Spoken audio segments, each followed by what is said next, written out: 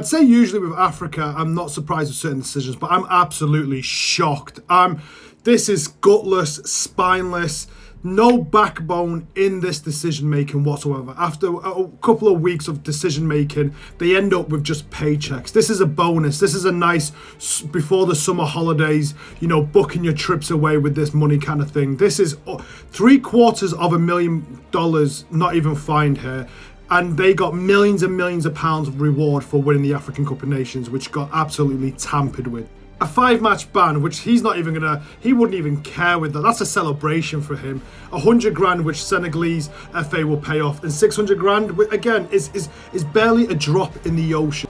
They say you shouldn't save a drowning person, but luckily Morocco in that 1 month was able to save a drowning Africa Cup of Nations. They showed that African Cup of Nations can literally be up there with the Euros, with the big leagues, the most watched African Cup of Nations ever. We saved a drowning person, but unfortunately Africa with the backlash and their lies and fake news and constant narratives throughout the tournament, this is what results into it. And with this decision, what ended up happening is you've headed back in headfirst into the sea. You've ended up wanting to drown. Now you're drowning miserably. I mean, this is an awful decision.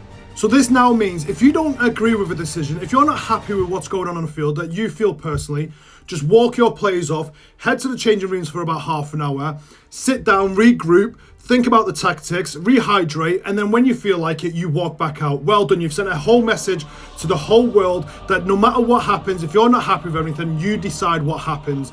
Well done, showing the kids that just make a big tantrum, just walk off the pitch when you're not happy with the decision. Well done. You've absolutely destroyed football. And this is beautifully put by the Cameroon manager or staff. He said, if CAF were a serious and strict organisation, they would ban him for life. And then we were talking about banning him for life. He insulted the whole African football. Yet Africans sit up there saying he's a hero. They don't want, and then you get this reward in the end. It needed to be a lesson taught. In the end, you rewarded bad behaviour. But from now on, I see Morocco as just seeing the African Cup of Nations as a tournament that we just use our youngsters, see if we can develop for the World Cup events. I don't think we take that serious anymore if you can't take your punishment serious anymore. Morocco should just focus on itself. You can't help a person that doesn't want to be helped. And unfortunately, we tried, yet nothing resulted in it. I'm so disappointed by those decisions. Yeah, Morocco got fined as well, which is ridiculous. Never enough close to what Senegalese got fined as well. So at the end of the day, it was just one big payoff.